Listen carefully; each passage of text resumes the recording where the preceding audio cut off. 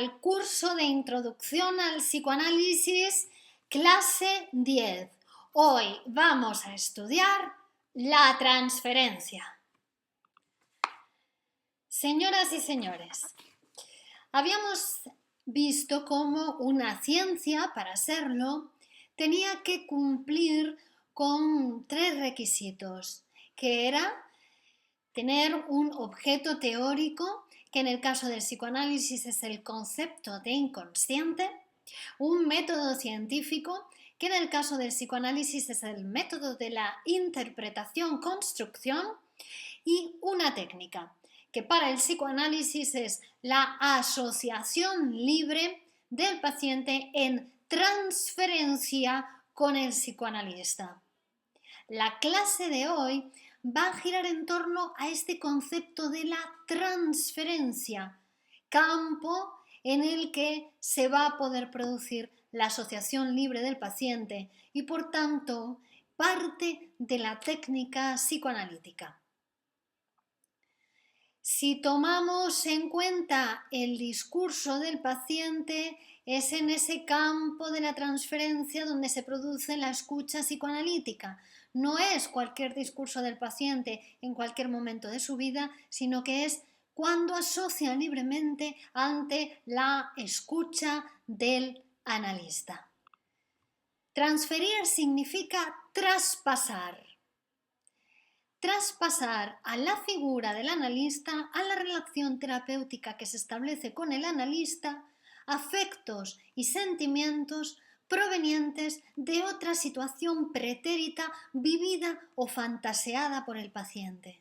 Se trata de una disposición afectiva que tiene un origen diferente a la relación médico-paciente, porque en esa relación terapéutica no se encuentran justificaciones para la génesis de esos afectos y esos sentimientos. Esta disposición afectiva existía en el paciente, estaba en el paciente en estado latente y ha encontrado en esa relación terapéutica con el psicoanalista una excusa para su manifestación. Toda una serie de sucesos psíquicos cobran de nuevo vida en esa relación terapéutica con el analista en la actualidad. Es decir, ya no como pasado, sino como relación actual con el psicoanalista. Algunas son una reedición de esas situaciones pretéritas que se repiten tal cual fueron, solamente que ahora cambiando la persona con la que se repiten. Otras veces, sin embargo, se trata ya de modificaciones de esas situaciones o vivencias pretéritas o fantaseadas, ¿no?, que se modifican y de nuevo se ponen de manifiesto en la relación actual. Incluso pueden hacerse conscientes, apoyadas en una característica singular del psicoanalista o en alguna circunstancia de la relación analítica, aprovechadas hábilmente por el psiquismo del paciente. La transferencia puede manifestarse como una exigencia apasionada de amor hacia el analista o en formas más mitigadas. Por ejemplo, ser considerada la hija predilecta del analista, por ejemplo, establecer una relación de amistad especial con el psicoanalista o adquirir formas más posibles, formas sublimadas, modeladas, hasta hacerlas en cierto sentido viables. En cambio, en otras ocasiones se manifiesta la transferencia de la manera más cruda y primaria en formas irrealizables. Pero en el fondo es siempre el mismo fenómeno el que se está produciendo, ese fenómeno de la transferencia. Esto va a pasar independientemente de cuál sea el sexo del paciente o del psicoanalista. Es decir, puede suceder de un paciente hombre masculino a un psicoanalista masculino. También puede darse esa exigencia de demanda amorosa. o se forma una exagerada idea de sus cualidades, da muestras de un elevado interés acerca de la vida o de las actividades del psicoanalista y se manifiesta celoso hacia aquellas otras personas que están cercanas al psicoanalista en su vida real. Cuanto menor es la homosexualidad manifiesta del hombre, ¿no? Pues más sublimadas van a ser esas formas de amor hacia su psicoanalista, en caso de que los dos, paciente y psicoanalista, sean del mismo sexo. Incluso puede darse una transferencia hostil o negativa hacia el psicoanalista. La transferencia es un factor indispensable y necesario para el tratamiento psicoanalítico. No hay un medio hábil de eludir la transferencia, sino que hay que combatirla, hay que gestionarla como cualquier otra manifestación de la enfermedad del paciente. Ya hemos hablado en los vídeos anteriores acerca de que la enfermedad es un intento de resolución de un conflicto, el mejor que el paciente pudo dar o supo dar en un momento determinado de su vida. Este conflicto habíamos visto que se producía entre esas tendencias libidinosas y hostiles prohibidas y la represión consciente que se ejerce sobre esas tendencias que tratan constantemente de expresarse, que pulsan por expresarse, que solo le interesan transformar. Con motivo entonces de estas exigencias libidinosas, el paciente va a fantasear y va a poner en personas con las que interactúa, ¿no? esas fantasías, esas tendencias libidinosas. Y el psicoanalista es una más de estos representantes, de estas figuras en las que ahora, con motivo de la relación analítica, el paciente va a poder verter esas tendencias libidinosas, va a poder poner en la relación con el psicoanalista estas tendencias que provienen de lo inconsciente, desarrollándose desde lo inconsciente de manera totalmente ignorada por el paciente. Esta carga de energía sobre el psicoanalista, esta carga de afectos, va a realizarse conforme a algún modelo preestablecido, digamos, en el paciente, ¿no? Conforme a la relación con el padre, conforme a la relación con la madre, conforme a la relación con un hermano u otras figuras del pretérito del paciente que son significativas, es decir, que tienen una carga importante para el psiquismo de ese paciente. Esto significa que el paciente va a incluir al psicoanalista en una de sus series psíquicas. Así que el psicoanalista debe preguntarse a quién está hablando el paciente cuando se dirige al psicoanalista. Durante el tratamiento psicoanalítico normalmente queda interrumpida la producción de nuevos síntomas, pero la neurosis que ha traído al paciente al análisis sigue trabajando, sigue desarrollándose, sigue produciendo unos productos mentales especiales que ahora van a ser la transferencia de ese paciente con el analista. Siempre inconsciente para el paciente. La transferencia se manifiesta desde el principio del tratamiento y inicialmente suele trabajar a favor del tratamiento.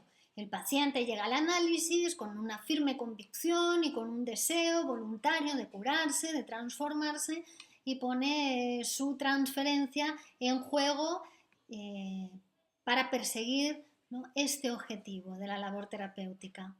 Ni siquiera advertimos la transferencia cuando es favorable y es positiva y trabaja para el fin terapéutico.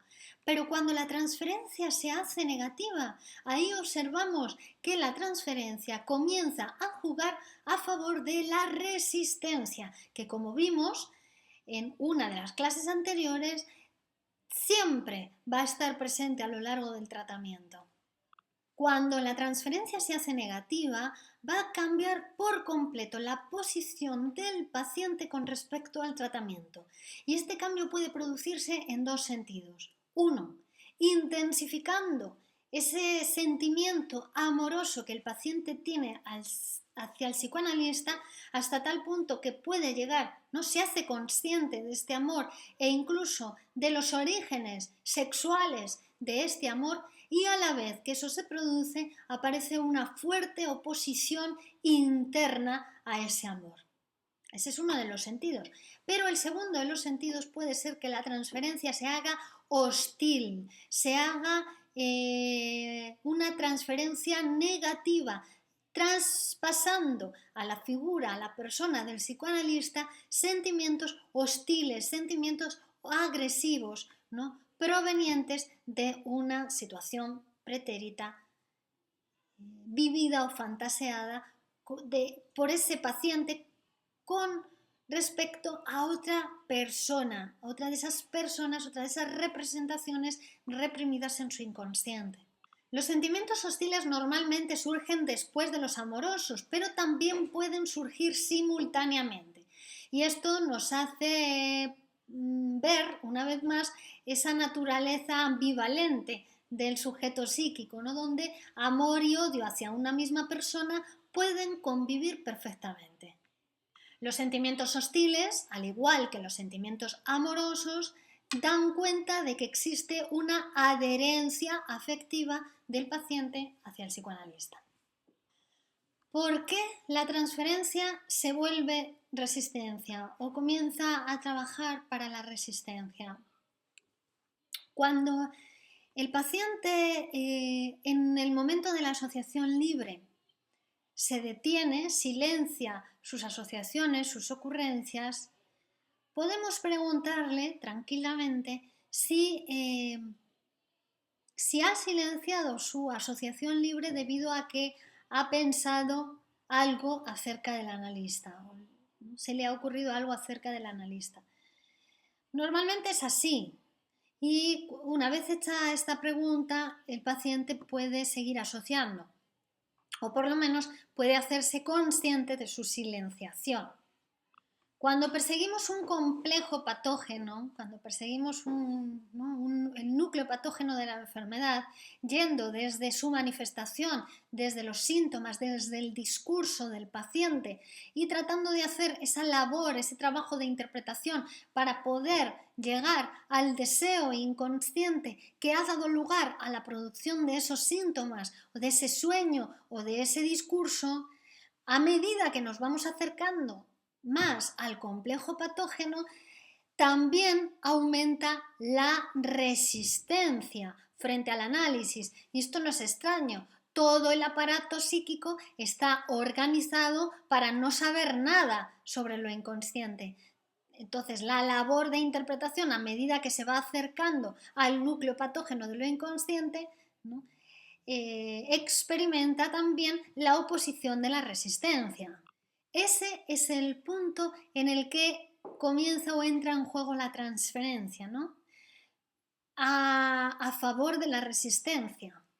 Cuando en el núcleo del complejo patógeno hay algo que pueda transferirse a la figura del analista, ahí en ese momento actúa la transferencia, produciéndose una asociación inmediata y actuando con el signo de la resistencia.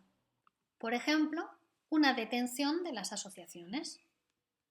Esto va a pasar muchas veces a lo largo del análisis, cada vez que nos acercamos al complejo patógeno, ¿no?, y uno de los elementos de este complejo puede ser defendido mediante la transferencia.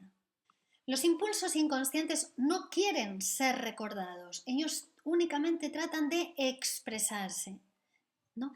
Y además, teniendo en cuenta cuáles eran las características del inconsciente, es decir, que el inconsciente no tiene tiempo, no juzga, no calcula, solo le interesa transformar, ¿no?, se va a expresar con carácter de actualidad, como si fuera en este momento que lo está viviendo el paciente, y además con capacidad alucinatoria, de tal forma que lo va a vivir también como real. eso que está transfiriendo a la relación analítica. El paciente quiere obtener respuesta a sus pasiones irrealizables, a esas pasiones que el psicoanalista no puede responder a ellas. Quiere que la situación real dé alimento a sus pasiones. El psicoanalista le va a obligar a incluir esos impulsos inconscientes en la marcha del tratamiento. De lo que se trata en el análisis es aprovechar la transferencia a favor de los fines terapéuticos. Ese es el campo de batalla, el campo de lucha donde se va a producir la curación. Es decir, ahí es donde vamos a combatir la enfermedad, en el campo de la transferencia. Porque la transferencia lo que va a permitir es hacer visibles los impulsos ocultos y olvidados del enfermo. La transferencia tiene la ventaja que nos pone ante nuestros ojos un trozo de la vida psíquica del paciente, sin contarlo, sin referirlo, sino actuándolo. De tal forma que lo que acaba enfermándose es el cuerpo de la transferencia. Y esto es precisamente lo que le va permitiendo al paciente curarse en otras áreas, en otros dominios de su vida. Entonces, ¿qué debe hacer el psicoanalista frente a la transferencia del paciente que siempre se va a producir? Bueno, en primer lugar, no eludirla. No puede escapar, no puede huir de ella si sabemos que es un factor necesario en el proceso terapéutico. Pero sí que es cierto que es la labor más difícil y más compleja del tratamiento psicoanalítico, porque después las interpretaciones, el trabajo de interpretar es un trabajo relativamente sencillo, si el psicoanalista cuenta con los medios, las herramientas, la formación para ello. Entonces es un trabajo sencillo porque él analizando va asociando libremente y va poniendo la información, ¿no? a la escucha del analista para que éste pueda, digamos, para que se pueda producir una interpretación del deseo inconsciente. Y eso es relativamente sencillo en comparación con la complejidad que supone la gestión, ¿no?, de la transferencia de afectos que ese sujeto psíquico pone en la relación con el psicoanalista. Puesto que la transferencia lo que va a hacer va a ser poner obstáculos, ¿no?, a la labor de la cura, a la labor del psicoanálisis. El tratamiento psicoanalítico no crea la transferencia, se limita a descubrirla. Si el paciente no transfiere a la relación psicoanalítica estos afectos, si no crea transferencia, no hace transferencia con el analista, pues esa relación rápidamente se va a disolver. El psicoanalista no puede exceder a las exigencias de la transferencia, ¿no? No puede responder a esa exigencia amorosa del paciente. Tampoco se puede asustar, ¿no? Tampoco la puede criticar o considerar algo, indignarse ante ella, ¿no? El medio de gestionar o de vencer esta transferencia es haciéndole ver al paciente que eso que siente en la actualidad y con respecto a la figura del analista, sin embargo, procede de otro tiempo de su vida y con otra persona.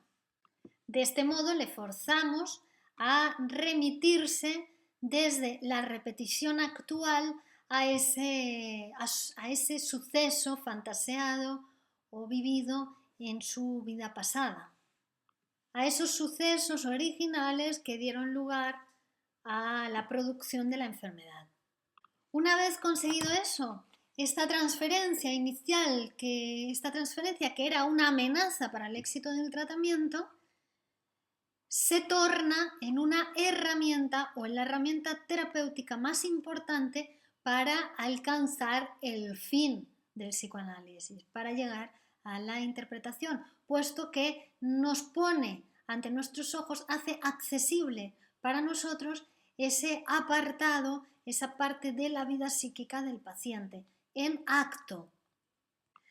La enfermedad del paciente no es algo totalmente acabado e inmutable. La enfermedad es un ser viviente que se transforma, que crece, que se asocia a nuevas representaciones, que trata de... que es un contenido disfrazado de ese deseo inconsciente que sigue vivo y que trata de expresarse.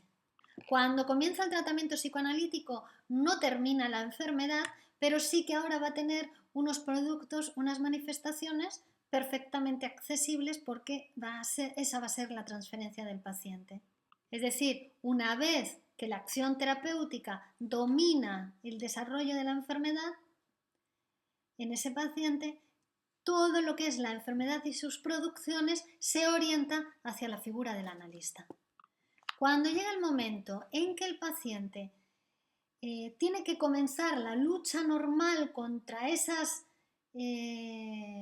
tendencias libidinosas, ¿no?, que en el pasado le llevaron a reprimir, le llevaron a responder de una manera determinada que en su repetición le ha hecho enfermar, ahora cuando está en el análisis pueden pasar dos cosas: que tienda a repetir esa solución inicial, con lo cual mandaría de nuevo al inconsciente todos los logros alcanzados en el psicoanálisis, o producir una nueva posición frente al conflicto utilizando las frases, utilizando las interpretaciones que ahora le está proporcionando el psicoanalista. Que sea una u otra, la opción adoptada va a depender exclusivamente en este momento de la actitud positiva o negativa que el paciente tenga hacia el psicoanalista. Si es positiva, el paciente le va a atribuir al analista autoridad, credibilidad, va a seguir sus indicaciones, va a escuchar las interpretaciones, mientras que si es negativa, el paciente no va a prestar su escucha ni su disposición para seguir las indicaciones del analista. En este sentido, la creencia en el terapeuta sigue la misma línea que en el desarrollo del sujeto, porque al principio el niño solamente va a prestar atención o solamente va a tomar las frases de las personas a las que ama, ¿no?, de la madre, el padre, y lo que proviene, las frases que provienen de otras personas ni siquiera las va a escuchar. Pero bueno, esto además es algo que sucede en la mayor parte de los seres humanos. Resulta, por tanto, que el hombre, la mujer, no son accesibles por su lado intelectual, sino que tiene mucho que ver con su lado afectivo, con su capacidad para libidinizar a los objetos y a las personas. Podemos afirmar que el grado de influencia que la técnica psicoanalítica va a poder ejercer sobre el paciente va a depender mucho de su grado de narcisismo, porque el narcisismo va a actuar como barrera frente a la posibilidad de que lo toque alguna frase o alguna interpretación. Todo hombre, toda mujer tienen la capacidad, la facultad de rodear a los objetos, a las personas con su libido, con su energía psíquica, con su energía sexual. En la transferencia lo que se observa es que se produce una intensificación de esta facultad.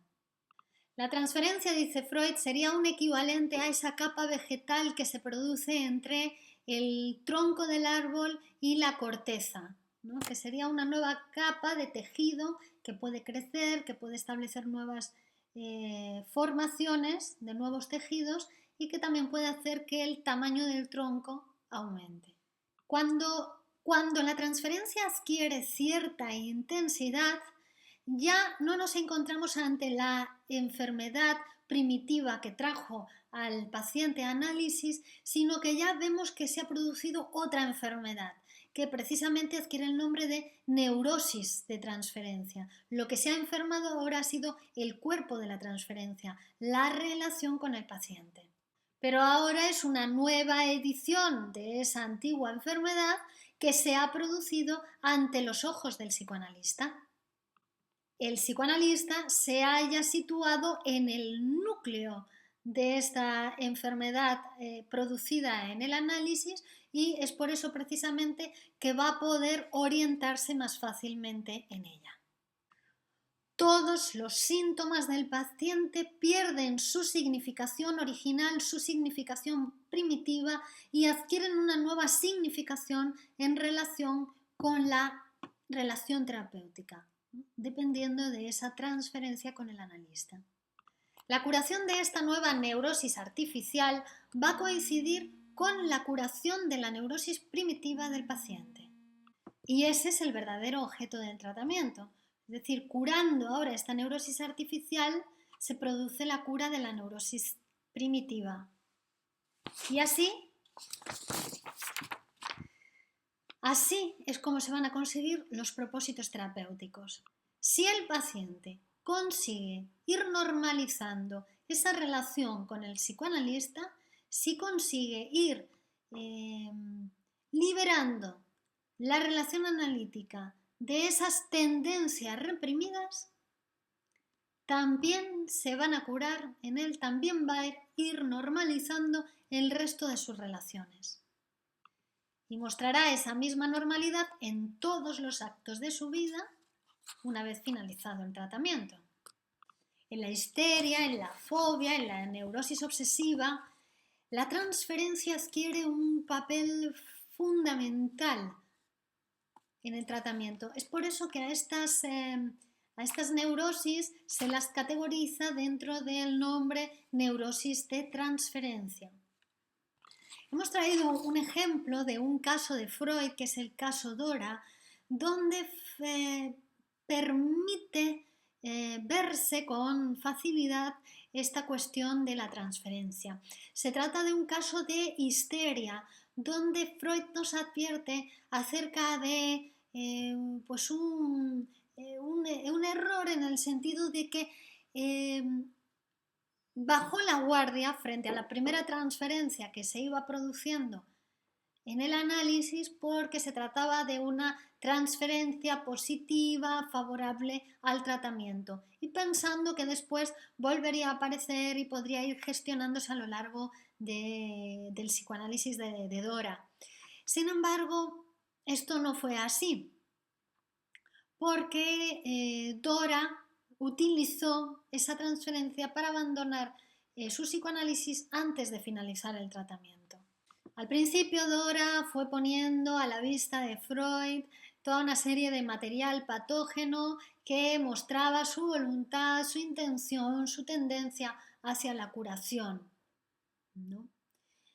Y en ese momento Freud advirtió cómo Dora lo trataba como si Freud fuera su padre, ¿no?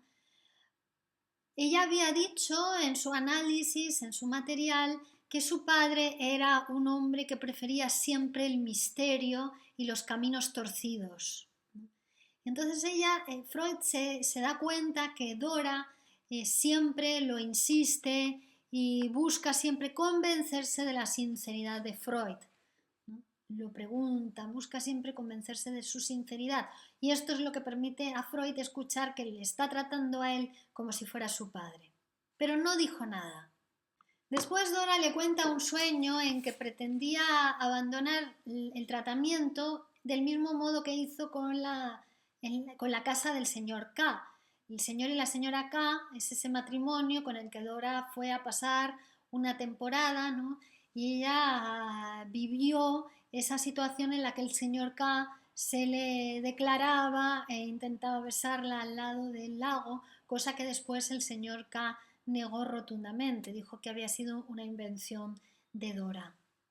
Entonces el doctor Freud nos muestra cómo en ese caso él tendría que haberle indicado a Dora: ahora está usted haciendo una transferencia de lo que sintió, de lo que vivió, de lo que pasó con el señor K a mi persona. Dice él que le tendría que haber preguntado: ¿ha encontrado usted algún detalle, alguna circunstancia, ¿no?, en nuestra relación que le haya hecho a usted pensar que yo albergo sentimientos hostiles o alguna intención hostil hacia usted? Dice Freud que esto hubiera permitido a la paciente hacer un recuerdo de la situación pretérita, poder haber puesto en palabras, ¿no?, haber abierto alguna asociación libre en relación con ese recuerdo inconsciente en ella.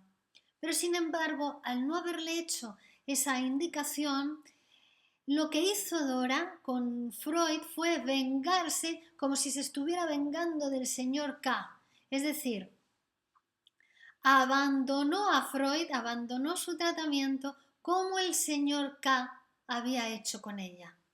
Es decir, Dora actuó en la realidad un fragmento de su vida, un fragmento recordado o fantaseado, en lugar de hablar de ello, en lugar de ponerlo palabras, lo actuó. Cuando la transferencia entra tempranamente en el tratamiento, puede ser que el tratamiento se haga más lento o incluso menos transparente, pero nos evita después este tipo de sorpresas más adelante. Es decir, nos alerta, nos protege contra súbitas resistencias incoercibles. Nos gustaría resaltar también que la transferencia es algo que le pasa al paciente con el psicoanalista y no al psicoanalista con el paciente.